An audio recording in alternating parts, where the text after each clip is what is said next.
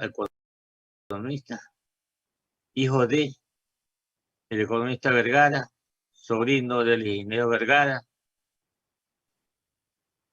pariente del economista Vergara, pero bueno, candidato a parlamentario andino. Es el señor Alfredo Vergara. Buenos días, bienvenido. Bienvenido. Bienvenido, buenos días. ¿Nos escucha? No nos escucha Carlita, el señor Vergara. No tiene retorno. Buenos días. Buenos días. ¿No escucha? ¿No nos escucha? ¿No escucha? Sí escucha. ¿No escucha? Usted está en Huancavelica 830M, la H grande de la información. ¿Ahí no escucha? Si no escucha, perfecto. Pues muy bien. Bueno, bienvenido, señor ingeniero, abogado, economista, Alfredo Vergara, pariente del economista Vergara. Usted tiene una fisonomía parecida a él. ¿Cómo estamos ahí? Bienvenido. Gracias, muchas gracias, Cleves. Yo soy doctor en economía, a veces un poco de confusión. Ahí yo me gradué en el exterior y en Canadá, y ahí no tenemos el título de economista. Este es un título propio del mundo hispano. ¿Ya? Allá somos o licenciados, vendría a ser la traducción, o doctores, si llegamos a en México son licenciados. Así es. Claro, yo me sorprendí porque yo hice una maestría en la UNAM, casualmente de política monetaria y fiscal, y el licenciado, no era economista. Sí. Así es. ¿Usted estuvo en la superintendencia de bancos, Alfredo? Sí, fui el primer superintendente de bancos en el periodo de Correa, y tuve 2 años de pugna con el presidente. Pues muy poca gente se acuerda de eso, porque yo aprobé en el Congreso, hice aprobar en el Congreso, preparé lo que hoy llamamos dolarización de mercado, que en aquel entonces fue la Ley Financiera de Competitividad, también se llamó.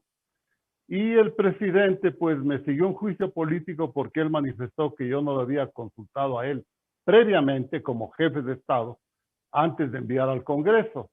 Y yo le hice acuerdo que la superintendencia era una institución autónoma y que además cuando decidió ponerme en la terna, yo le advertí que yo tenía algún plan para tratar de institucionalizar la dolarización en el Ecuador a través de esa ley, que la hice aprobar. Así que esos 2 primeros años fueron de bastante tensión, hasta que llegó pues la de Montecristi, la Constitución de Montecristi, donde pues declararon terminada la ley financiera de mercado y pusieron la ley financiera del gobierno, la dolarización del gobierno, en el artículo 303, que aún se encuentra vigente. Esa es una breve historia de esos tiempos, ¿no? Me ha sorprendido, créamelo, le digo con toda la sinceridad del caso, que usted se vaya a la política, un hombre técnico, porque usted lo he identificado siempre en la parte técnica. ¿Cómo así decidió ser candidato parlamentario? A ver, yo he estado luchando prácticamente desde el año 2009, ¿no? Ya cuando dejé de ser funcionario, pues me dediqué a tratar de demostrar que lo mejor que podía haber pasado al Ecuador en esos 8 años, entre el año 2000 y el año 2008, en que el proceso de dolarización fue auspiciado, fue, digamos, monitoreado por la sociedad civil. Es decir, pues por el sector, el único sector que podía y que puede generar dólares. Porque al dolarizarnos, el gobierno dejó de emitir, ya no puede emitir dinero, pues no, el dólar no es dinero nuestro. Y la verdad que he tenido muy poco avance. El gobierno de Correa es un poco entendible porque estuvo siempre en contra de eso. Luché contra la imposición del dinero electrónico, y después cuando subió Moreno, yo creí que era factible, y no he tenido eco, la verdad no he tenido eco, ni siquiera se han atrevido a decir que las cifras que yo he publicado abundantemente en las redes sociales, alguna de esas no es cierto, o alguna de esas es tergiversada. Yo hablo de cifras de generación de empleo 200,000 puestos de empleo anual a lo largo de esos 8 años. El crecimiento económico, logramos en esos 8 años conseguir el mayor crecimiento económico en Latinoamérica. Logramos reducir el nivel de pobreza a la mitad. Índice calculado por propia iniciativa por el Banco Mundial. Logramos ahorrar, logramos 8 años continuos de superávit fiscal. Don Clever, esto es una cosa increíble. 8 años que además, al lograr superávit fiscal, no tuvimos necesidad de endeudarnos ni con la China, ni con el Fondo Monetario Internacional, ni con ningún banco extranjero. Es decir, fueron unos años maravillosos de camino al desarrollo. Lastimosamente, pues, esa era una cosa que estaba por fuera del ejercicio del gobierno. Los fondos eran manejados con fideicomisos privados, los fondos de la subsidiación, y el proceso mismo, ¿no? Las tasas de interés hechas de incompetencia, etcétera, etcétera. Lo cual permitió incrementar la velocidad de circulación del dinero a 6 veces al año y nos permitió componer o transformar 3,000 millones apenas que teníamos de oferta monetaria al habernos dolarizado, después de haber intercambiado o recogido todos los sucres y entregado dólares, apenas teníamos en oferta monetaria 3,000 millones. Eso en un año lo hicimos crecer a 18,000 millones, 6 veces. Y mantuvimos en este estándar más o menos de 6 veces al año, digamos, durante los 8 años, ¿no? Hasta que vino pues la Constitución de Montecristi, que comenzó a regir a partir del 1 de enero del año 2009. Es decir, 2 años después de llegado Correa al poder. Eso es también importante. ¿Por qué? Porque la Constitución de Montecristi entraba en vigencia una vez que era aprobada en plebiscito. Y eso fue aprobado pues a fines del año 2008. Esa es también otra historia dicha así a saltos de brincos. Espero que no esté confundiendo mucho. Pero desde ahí vino pues la debacle que tenemos ahora. Ya en el año 2009 hubo un inmenso déficit fiscal que ha venido incrementándose hasta el día de hoy. El desempleo el empleo dejó de crecer y comenzó a generarse desempleo. La pobreza ya en el año 19 nuevamente volvió a crecer.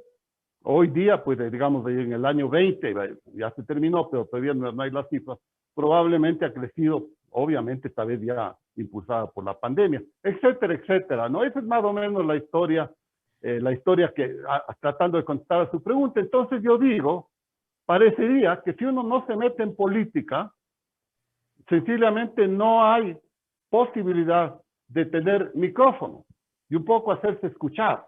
Y que las cifras que uno pone, bueno, pues la gente diga son falsas. Nadie se ha atrevido a decir eso.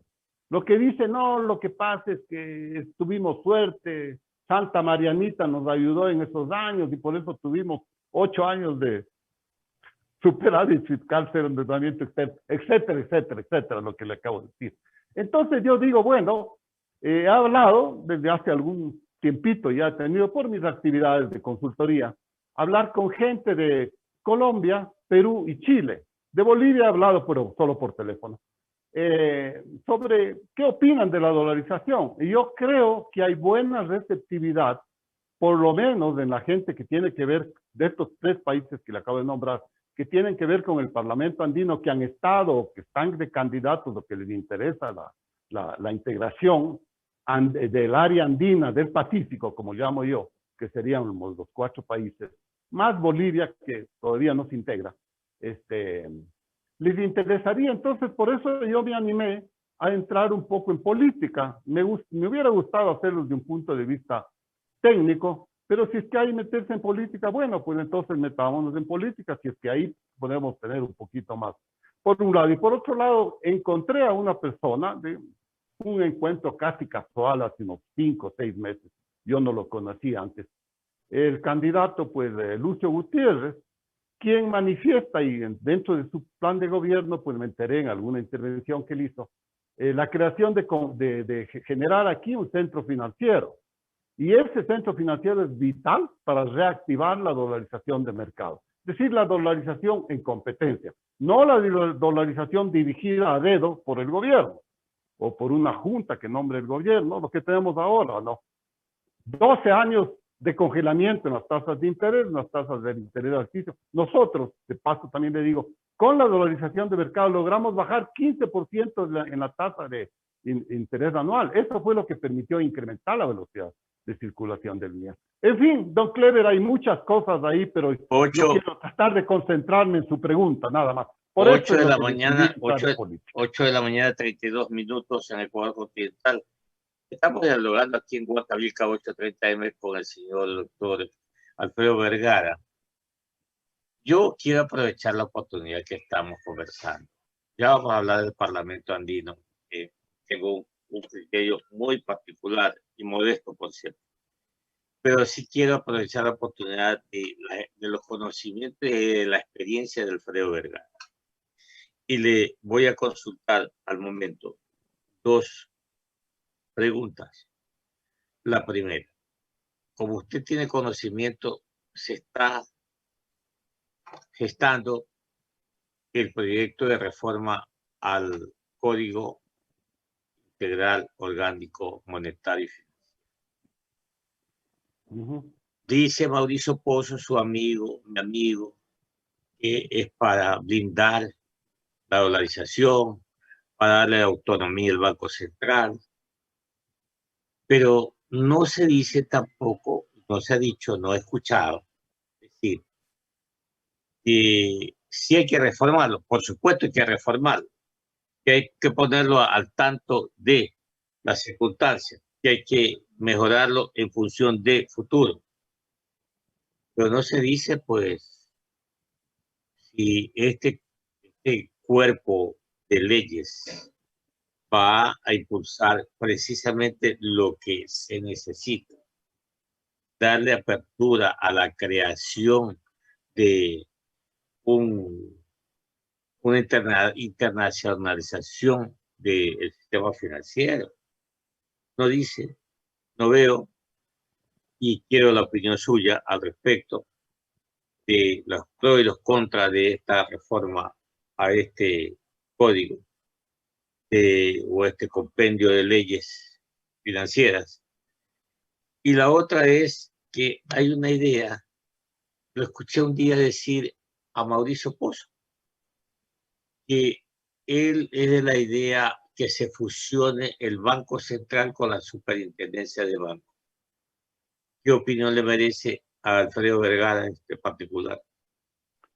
A ver, lastimosamente, nuestras autoridades y los gobiernos tienen mi punto de vista totalmente ortodoxo. En otras palabras, me da la impresión que aquello que no está en el manual ya repetitivo del Fondo Monetario Internacional sencillamente no existe. Si algo el Fondo Monetario no da su aval y da la orden, pues no existe, no hay cómo hacerlo. Sobre el Banco Central, hay 2 cosas que se he preguntado. La cuestión del Banco Central es la primera. Le digo una cosa, Ecuador es el único país dolarizado que tiene un Banco Central. ¿No? Eso pongamos. Banco Central no es necesario como Banco Central, es decir, como prestamista de última instancia, como banco de bancos y como depositante o caja fuerte del gobierno, no es necesario, y como mantenedor de las reservas, no es necesario en un país dolarizado. Tanto es así que los países dolarizados prescinden del Banco Central.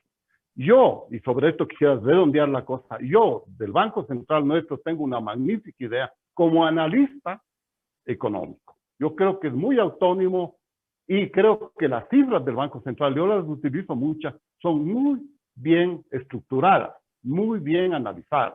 Entonces yo sí estoy de acuerdo con conservar el Banco Central cambiándole el nombre, que sea un centro de estudios autónomo y también manejado exclusivamente por técnicos. Alfredo, aprovechando el recurso humano y técnico que tiene el Banco Central. Así es, así es. Pero que no estorbe en la cuestión de la dolarización, porque hay la segunda cuestión, ¿no? Por ejemplo, el Banco Central, una de las aspiraciones que viene teniendo desde 2014 y casi lo logra con el apoyo de Correa, fue manejar el dinero electrónico, lo que se llama el dinero electrónico, lo cual es una barbaridad total. En el mundo hay 92 países que manejan lo que ellos se llaman en otros el dinero virtual. Nosotros somos los únicos que llamamos dinero electrónico, porque no es dinero electrónico. Nosotros, una chequera no es dinero electrónico y se maneja con un papelito. Una tarjeta de débito, que usted la tiene en plástico, y yo también, y mucha gente, no es dinero electrónico, es un servicio de la banca. Y un celular con un chip incorporado donde tienes una constancia de que sus depósitos tampoco es dinero electrónico. Entonces, es un absurdo eso. Pero el Banco Central aprobó esto y en el tiempo de Correa, ventajosamente en el 14, 15, 16 y también en el 17 logramos detener la creación de ese dinero, supuestamente llamado dinero electrónico, que vendría a ser un dinero virtual como es una tarjeta de débito. Ahí no hay que darle ninguna cuestión a la ciencia, le ponen como si fuera una cosa importantísima. No, es un servicio más, un invento más. 92 países lo utilizan, sin intervención del Banco Central, desde luego, porque no es dinero. Eso, en cuanto a la fusión con la superintendencia de bancos, yo creería, insisto, que lo mejor sería que el Banco Central vaya al papel, que lo hace muy bien desde hace mucho tiempo, desde 20 años ya, la cuestión de analista económico independiente. Yo me saco el sombrero, por ejemplo, con la metodología que tiene el Banco Central para calcular cuál es la oferta monetaria. Es decir, más que eso, porque eso en parte con los depósitos bancarios uno ya los resuelve, pero ¿cuánto es la liquidez? El cash, moneda y billetes que están en nuestros bolsillos, que circulan libremente todos los días de la pero economía. ya no tiene control sobre la oferta, usted lo No, sabe. no puede emitir, no tiene ningún control, pero digo, para el cálculo. Nada. Esa es una gestión maravillosa del Banco Central, técnica.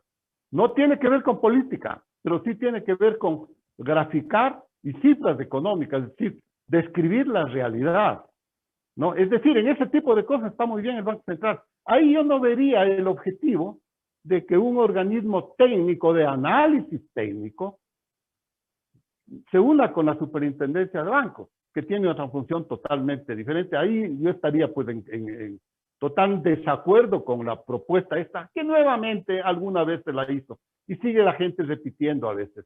Coincidiendo con usted, Alfredo, totalmente, Gracias. porque Gracias. yo hice 19 años Banco Central y yo salí del Ya. banco siendo gerente de estudios económicos. Perfecto, ¿no ve? Estoy totalmente de acuerdo con usted. O sea, que le La, alabé pre- a usted sin conocerlo, ¿no? la Sí. pregunta que yo le hago a usted, ¿qué hacemos con las empleadas? Ahí hay que unirse, ahí hay que tratar de achicar el Estado, hacerlo más eficiente. Y todas estas cosas pueden unirse y hacer una cuestión. Banco Central, lo que hoy se llama Banco Central, el Instituto Central, llamémosle, podría ser una magnífica labor recogiendo todos aquellos instrumentos que fracasaron en estos años, como por ejemplo el CONAN. ¿Se acuerda lo del CONAMP que desapareció? Los desempleados, incluso la importancia que tiene, que debería tener las encuestas del INEC, la importancia para planificación económica, para ver el desarrollo económico, para ver cuál es el camino que conviene al Ecuador. Todo esto quedaría perfecto en el Banco Central, siempre y cuando obviamente sea una institución autónoma en sus análisis, que no dependa en absoluto para el gobierno, sino que sea pues puesta por gente que conoce y que sea elegida en un concurso público y abierto. Eso sería una condición sine qua non, si usted quiere. Imposible de obviar, ¿no? Ahora con toda su experiencia, Alfredo, ¿qué vamos a hacer o qué nos proponemos hacer en el Parlamento andino? Por ejemplo, tenemos una balanza comercial negativa con Colombia, la tenemos positiva con Perú, pero le digo con toda la franqueza, ese Parlamento andino no ha producido absolutamente nada hasta la fecha. Usted llega ya, ¿será que se contagie o va a llevar ideas revolucionarias? A ver, dígalo. Yo creo que son ideas revolucionarias, como una idea revolucionaria fue la dolarización que hicimos aquí en el Ecuador.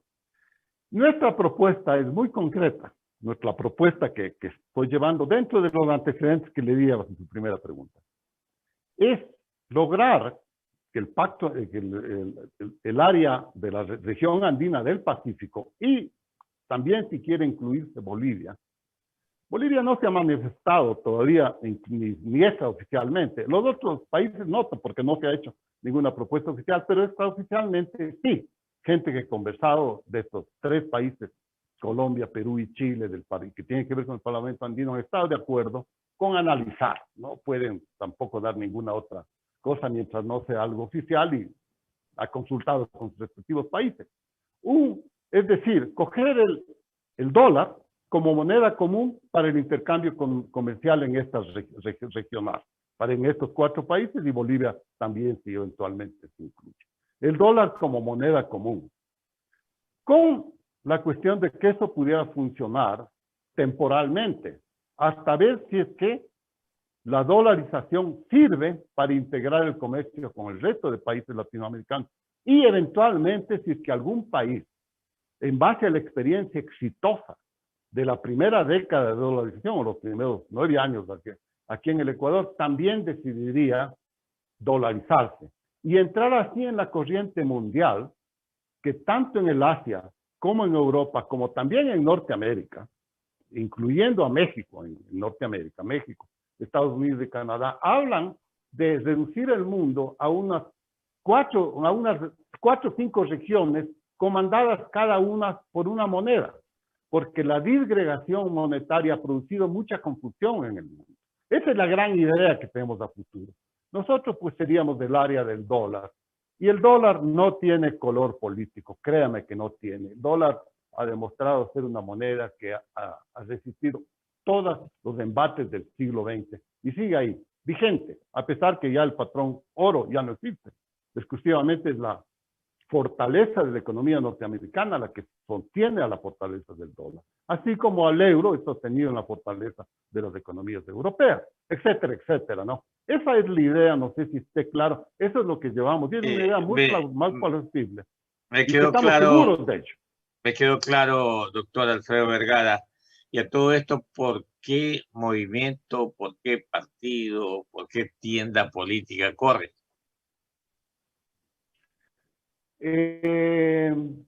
Digamos, la idea de la moneda común, yo creo que no tiene color, me refiero a quién representa usted como candidato. No, pues yo estoy por las listas 3 de Sociedad Patriótica. La de Lucio. Claro, la de Lucio, sí. Yo soy como usted mismo lo dijo, yo soy una persona en economía totalmente independiente. Es más, ni siquiera soy afiliado a los colegios, ni a ninguno de los foros, precisamente porque no me gusta estar agrupado, porque me da impresión con el pensamiento un poquito como que se estreche el rato que uno se pone limitación. Pero yo sí admiro a Lucio, primero porque demostró al ser su honestidad, que es lo que más admiro. Segundo, porque él se da cuenta, apoyó siendo presidente a la dolarización de mercado que yo llamo. Él consiguió muchos éxitos económicos, le voy a mencionar solo uno. En el 2004, que fue el único año completo que tuvo en su mandato, Ecuador alcanzó la tasa más alta de crecimiento en Latinoamérica, 8.2, y es la segunda más alta en el mundo. Solo nos ganó China. Entonces, eso es una cosa de Lucio. Y la otra es su abierta disposición, incluso lo puso en su plan de gobierno y a cada rato lo dice, su intención, si llegará a la presidencia, de formar Ecuador que sea un centro financiero internacional como lo es Panamá. Con esas dos cosas yo me siento identificado en esto. Vamos a ver, faltan pocos días a que esto se decida, pero en todo caso la dolarización no es una cuestión política, sino una cuestión económica, de desarrollo económico apta para los países del tercer mundo como nosotros. Doctor Alfredo Vergara, suerte, éxitos. Un abrazo para usted, que le vaya muy bien. Ya, muchas gracias, ¿no? Y gracias. En cualquier momento la seguimos, ¿ah? En cualquier momento la seguimos. Cuando usted quiera, quedo totalmente a sus órdenes. Un abrazo, suerte. En cualquier momento la seguimos. Bueno, suerte. Gracias, un abrazo también. 8 de la mañana, 8 de la mañana, 8 de la mañana, 47 minutos. Vámonos a la pausa y nos vemos. Chao, chao. Inicia nuestro espacio promocional y publicitario. Soy Isidro Romero. Voy a ser el presidente del empleo. 6 de cada 10 ecuatorianos han perdido su fuente de ingresos. Voy a garantizar la generación